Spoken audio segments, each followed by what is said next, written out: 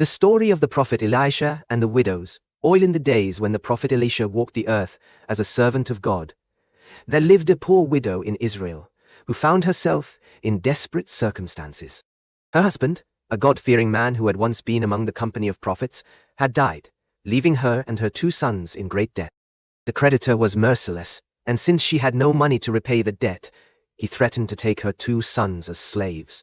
In her despair, the widow sought out Elisha, the man of God, and poured out her heart to him.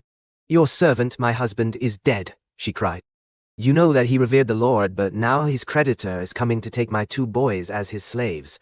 Please, help me." Elisha listened compassionately, and then asked her a simple question. "What do you have in your house?" The widow looked downcast and replied, "Your servant has nothing there at all, except a small jar of olive oil." Elisha smiled knowingly, for he knew that even the smallest thing could become mighty in the hands of God. He instructed her, "Go around and ask all your neighbors for empty jars. Don't ask for just a few. Then, go inside and shut the door behind you and your sons. Pour oil into all the jars, and as each one is filled, set it aside." Though the widow didn't fully understand how such a thing could help her, she trusted the prophet's words and obeyed.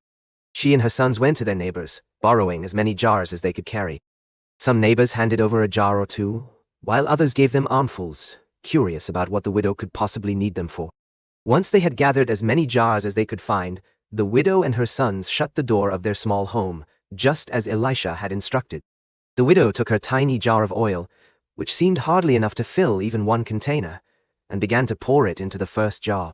To her amazement, the oil flowed freely, and the jar was filled to the brim. Her sons quickly moved it aside and placed an empty jar before her. She poured again, and again the oil flowed without ceasing, filling the next jar. The widow and her sons worked quickly, pouring the oil into one jar after another. Every time a jar was filled, her sons brought another. The oil never ran out. Not once did the little jar fail to produce enough oil. Finally, her sons cried out, "There are no more jars left." At that moment, the oil stopped flowing. The house was now filled with jars of oil, glistening in the sunlight. The widow, overwhelmed with gratitude and awe, went to Elisha to tell him what had happened. Elisha smiled and said, "Go, sell the oil and pay your debts. You and your sons can live on what is left." The widow obeyed, and the oil provided more than enough to pay off her debts and sustain her family.